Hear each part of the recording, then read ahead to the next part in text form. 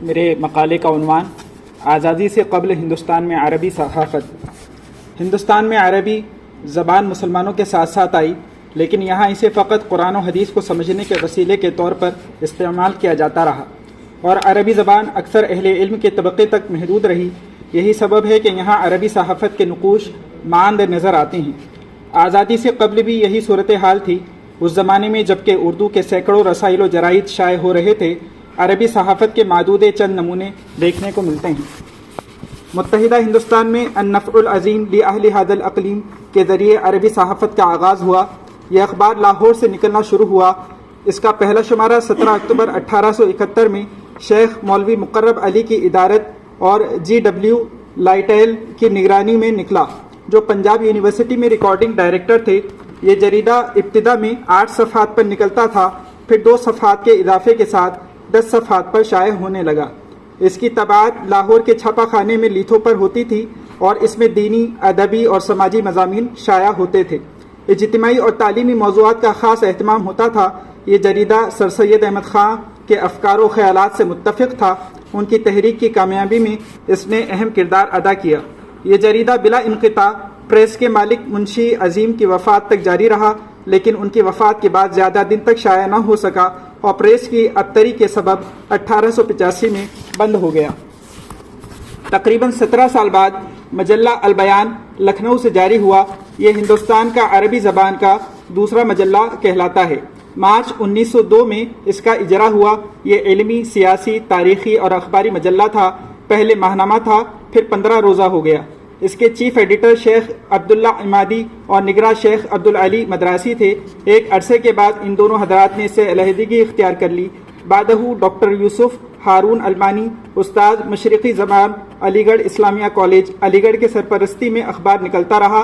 شعبان 1328 ہجری کے شمارے میں مرقوم ہے کہ جرمنی مستشرق اور علی گڑھ اسلامیہ کالج میں مشرقی زبانوں کے استاذ ڈاکٹر یوسف ہارون کی زیر سرپرستی اس مجلے کو سید سلیمان آفندی اور سید علی زین نے نکالا۔ اس مجلے کا پہلا کالم ھذا بیان للناس کے عنوان سے ہوتا تھا۔ اس میں بعد آیات قرآنیہ کی تفسیر ہوتی تھی۔ دوسرے کالم میں عرب اور اسلامی ممالک کی خبریں ہوتیں، پھر مقالات ہوتے اور جدید کتابوں پر تقریر یا تبصرے ہوتے۔ اخیر زمانے میں ہندوستان کی عظیم شخصیات کی سیرت و حالات زندگی کا اضافہ کر دیا گیا۔ البیان کو ہندوستان کے علمی حلقوں میں بڑی مقبولیت حاصل ہوئی، اور ممالک عربیہ کے علماء نے اس کا مطالعہ کیا اور اسے پسند بھی کیا۔ ہندوستان میں علامہ شبلی نعمانی اور مولانا اشرف علی تھانوی نے بھی اس پر پسندیدگی کا اظہار کیا۔ مولانا ابوالکلام آزاد اردو زبان میں صحافت کے طویل تجربے کر چکے تھے۔ نیرنگ عالم 1899، خدنگ نظر 1897، المصباح 1901، احسن الاخبار 1902، لسان الصدق 1903، الندوہ 1905، وکیل 1906، دارالسلطنت 1907، البلاغ 1912، الہلال 1915، پیغام 1921 کے نام سے انہوں نے کئی رسائل و جرائد جاری کیے۔ 1923 میں انہوں نے کلکتہ سے عربی میں ایک 15 روزہ مجلہ الجامعہ جاری کیا۔ اس کے ایڈیٹر عبدالرزاق ندوی ملیح آبادی تھے۔ اس کی سالانہ قیمت 8 روپے تھی۔ الجامعہ البلاغ پریس کلکتہ میں چھپتا تھا۔ پریس کے مینیجر قاضی نور الانام تھے۔ یہ مجلہ در حقیقت مرکزی خلافت کمیٹی کا ترجمان تھا، وہی اس کے اخراجات برداشت کرتی تھی۔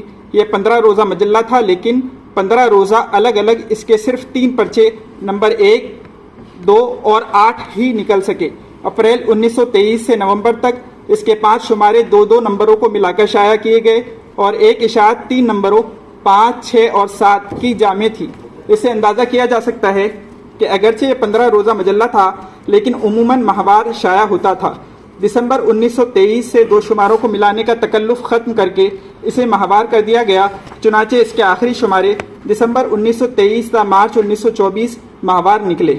اس کی صرف ایک جلد ہے جو انہی شماروں پر مشتمل ہے، لیکن اشاعت کے لحاظ سے یہ صرف 13 نمبر ہیں۔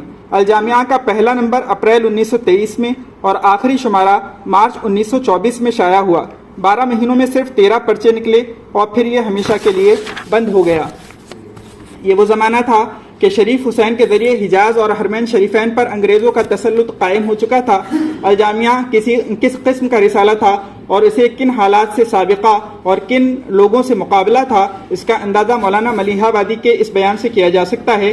وہ لکھتے ہیں کوٹ: الجامعہ انقلابی پرچہ تھا، اس کے مضامین میں آگ بھری ہوئی تھی، چند ہی نمبر نکلے تھے کہ اسلامی دنیا میں آگ بھڑک اٹھی اور ہر طرف سے شریف حسین کی طرف لپکی۔ یہ دیکھ کر شریف بوکھلا گیا، بڑا مغرور اور مغلوب الغضب آدمی تھا، اپنی پوزیشن بھی بھول گیا اور اپنے سرکاری اخبار القبلہ میں الجامعہ کو بازاری گالیاں دینے لگا۔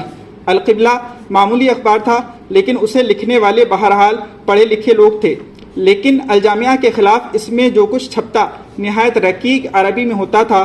میں شریف کی 2-3 تقریریں مکہ میں سن چکا تھا، اس لیے مجھے سمجھنے میں دیر نہ لگی کہ یہ تحریر خود شریف اپنے قلم سے لکھتا ہے یا بول کر لکھا دیتا ہے۔ حد یہ ہے کہ شریف حسین مولانا ابوالکلام کو ابوالکلاب لکھا کرتا تھا۔ انکوٹ۔ رسالہ الریاض 1924 میں مولوی ریاض الدین نے جاری کیا۔ ہر صفحے میں 2 کالم ہوتے تھے، جس میں ایک عربی اور دوسرا اردو کے لیے تھا۔ مضامین علمی اور ادبی ہوا کرتے تھے۔ بعض محققین کا خیال ہے کہ الریاض ایک اندازے کے مطابق سلطان جہاں بیگم کے ابتدائی دور 1901 میں شائع ہوا۔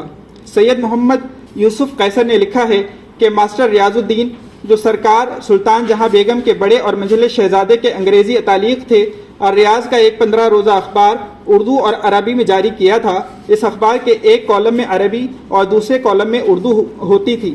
یہ اخبار ایک عرصے تک شائع ہوتا رہا، جس میں ہندوستان کی خبریں عربی میں اور ممالک عربیہ کی خبریں صرف اردو میں ہوتی تھیں۔ مضامین تمام غیر سیاسی مگر معلوماتی ہوتے تھے۔ مجلہ الضیاء دارالعلوم ندوۃ العلماء لکھنؤ سے مئی 1932 میں مولانا مسعود عالم ندوی کے ادارت میں جاری ہوا۔ علامہ سید سلیمان ندوی اور شیخ تقی الدین ہلالی اس کے نگراں اور مولانا سید ابوالحسن علی ندوی اس کے ادارتی عملے میں شامل تھے۔ وہ لکھتے ہیں کہ غالباً 1932 عیسوی تھا کہ میں نے شیخ تقی الدین ہلالی مراکشی کی معیت میں بنارس، اعظم گڑھ، مئو اور مبارک پور کا سفر کیا۔ دارالمصنفین کے زمانے قیام میں مولانا سید سلیمان ندوی اور ہلالی صاحب نے دارالعلوم سے ایک عربی رسالے کے اجرا کا فیصلہ کیا اور اس کی ادارت کے لیے قرۂ فعال قدرتی طور پر مسعود صاحب کے نام پڑا۔ ان سے زیادہ نہ صرف ہمارے حلقے میں بلکہ سارے ہندوستان میں اس کام کے لیے کوئی موضوع نہ تھا۔ 1351 ہجری میں الضیاء کا اجرا ہوا۔ رسالے کے مضمون نگار اگرچہ بہت محدود تھے اور پرچہ پتھر پر چھپتا تھا، جو عرب قارئین کے مذاق طبیعت کے بہت خلاف اور ان کی نگاہوں پر بار ہوا، لیکن زبان کی صحت، حسن انشاء اور مضامین کی بلندی کی وجہ سے وہ ممالک عربیہ کے سنجیدہ علمی و ادبی حلقوں میں بہت مقبول ہوا۔ الضیاء کا حلقہ اشاعت محدود اور مضمون نگاروں کا حلقہ محدود تر تھا۔ وہ عرب ممالک میں جس قدر وقعت و قبولیت رکھتا تھا، ہندوستان میں اسی قدر غیر معروف اور نامعلوم تھا۔ اشاعت کی کمی اور مصارف کی زیادتی نے اس کے منتظمین کو اس کے التوا پر مجبور کیا اور رسالہ 4 سال نکلنے کے بعد بند ہو گیا۔ 1938 میں ماہنامہ العرب ممبئی سے جاری ہوا۔ یہ آزادی ہند تک برابر جاری رہا، لیکن اسے ہندوستانی سماج، ہندوستان کے احوال و کوائف اور ہندوستانیوں کے مسائل سے کوئی دلچسپی نہ تھی، نہ زبان و ادب کی ترقی سے مطلب تھا۔ تقسیم کے بعد اس کے مدیر عبد المنعم ادبی پاکستان منتقل ہو گئے اور ان کے ساتھ اخبار بھی کراچی منتقل ہو گیا۔ 1925 میں شیخ معراج اور شیخ عبداللہ شریف نے ایک رسالہ ممبئی سے بنام صوت الحق جاری کیا تھا، لیکن چند دنوں کے بعد ہی یہ بھی بند ہو گیا۔ دارالعلوم ندوۃ العلماء لکھنؤ کے موجودہ محتمم اور البعث الاسلامی کے مدیر ڈاکٹر مولانا سعید الرحمان اعظمی نے 1957 میں الصحافۃ الاسلامیہ فی الہند کے عنوان سے اپنے مضمون میں درج ذیل رسائل و جرائد کا ذکر کیا ہے۔ الریاض، البیان، الجامعہ، الضیاء، العرب، النفیر، الصبح اور الصدیق، یہ تمام رسائل و جرائد تھے جو آزادی سے پہلے عربی زبان میں ہندوستان سے نکلتے تھے۔ بہت شکریہ۔